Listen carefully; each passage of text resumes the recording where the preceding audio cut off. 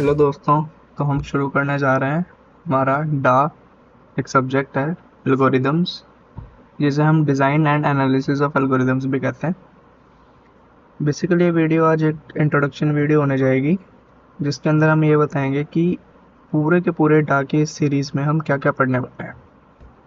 सबसे पहले बात आती है एसिम्प्टोटिक नोटेशन की।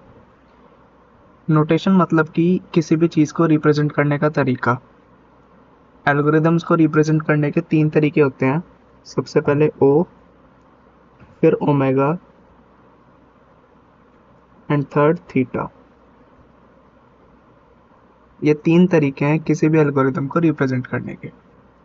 सेकंड आता है time and space complexity. Time से तो आप समझ गए होंगे समय, और स्पेस का मतलब कितनी जगह है।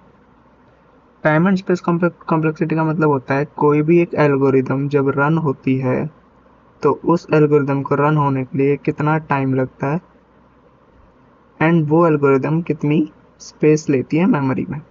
ये होती है टाइम एंड स्पेस कॉम्प्लेक्सिटी। फिर सॉर्टिंग टाइप्स आ जाते हैं। सॉर्टिंग मतलब कि कोई भी हमें 5-6 वैल्यूज़ देती हैं, हमें इसने सॉर्ट करना है असेंडिंग ऑर्डर में, डिसेंडिंग ऑर्डर में, किसी भी तरीके की सॉर्टिंग हो जाती है। A to Z, Z to A, 1 to 100 या 100 to 1, मतलब किसी भी तरीके की सॉर्टिंग। फिर आते हैं किसी भी एल्गोरिदम्स को सॉल्व करने के लिए मेथड्स। पहला आता है ग्रीडी मेथड। ग्रीडी मतलब कि ग्रीडी का बेसिकली मतलब होता है लालच। कोई भी एल्गोरिदम है उसको सॉल्व करने के अलग अलग तरीके होते हैं। ग्रीडी मेथड्स में सबसे पहला आता है जॉब सीक्वेंसिंग। जॉब सीक्वेंसिंग का मतलब कि अलग अलग जॉब्स दे रखी हैं, J1, J2, J3, J4।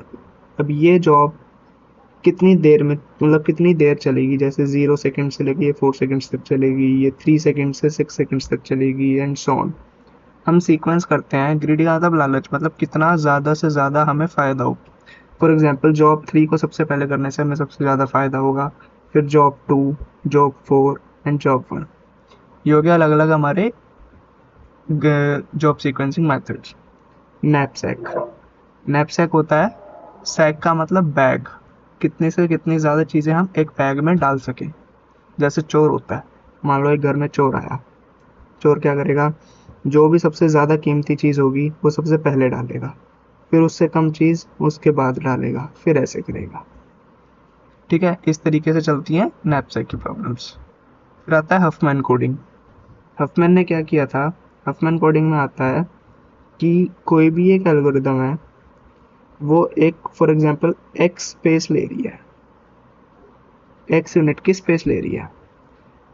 हम उस एल्गोरिदम को इस तरीके से डिकोड करके आगे भेजेंगे कि वो स्पेस कम हो जाए, वो स्पेस हो जाए कम, and y is always less than equal to x। ठीक है, उसके बाद आता है हमारा Dijkstra algorithm, minimum spanning tree. फिर graph traversals. Graph graph basically क्या होते हैं, ग्राफ में नोड्स होते हैं और एजेस होते हैं, ये एजेस इनका वेट होते हैं। ग्राफ ट्रेवर्सल्स में सबसे पहले हम इस नोड पे आए, फिर उसके बाद कौन सी नोड पे जाएंगे कि हम जल्दी से जल्दी पहुंच सकें और एक नोड एक ही बार ट्रेवर्स हो सके। उसके 2 मेथड्स होते हैं, BFS एंड DFS। BFS हो गया ब्रेड्थ फर्स्ट सर्च, DFS हो गया depth first search. Breadth first search में बेसिकली अगर एक ओवरव्यू दूं तो ये होता है कि एक नोड, उसके 2 चाइल्ड नोड्स एंड इसके further 2 child nodes. Breadth first search में क्या होगा, पहले पेरेंट को एक्सेस करेंगे, फिर इस चाइल्ड को, फिर पीछे आके इस चाइल्ड को। बट डेप्थ फर्स्ट सर्च में क्या होता है, ये नोड्स हो गए,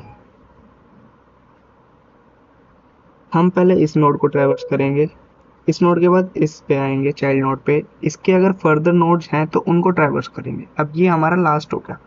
अब इसके पीछे जाएंगे वापस इस पेरेंट नोड पे, इसका ये चाइल्ड नोड, इसका फर्दर ये चाइल्ड नोड, फिर चाइल्ड नोड्स, इस तरीके से ट्रैवर्स करते चलेंगे। ये होगा डेप्थ फर्स्ट सर्च।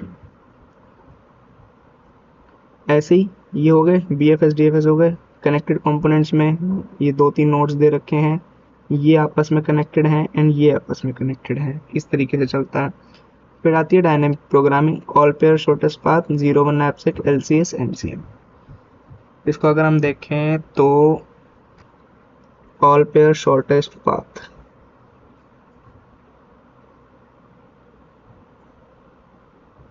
हमें सारे नोड ट्रैवर्स करना है, एक नोड एक ही बार ट्रैवर्स होगा। और अगर मान लो जैसे अगर देखी जाए इस नोड से दो रास्ते जा रहे हैं, ये लेता है 7, ये है 6, छोटा ये हुआ, तो हम इस नोड पे पहले ट्रैवर्स करेंगे। ये हो गया all pair shortest path. 0 1 knapsack में 0 मतलब फॉल्स एंड 1 मतलब ट्रू।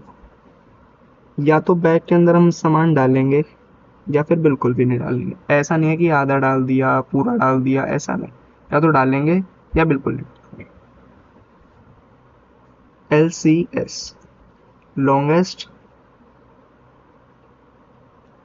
Common subsequence.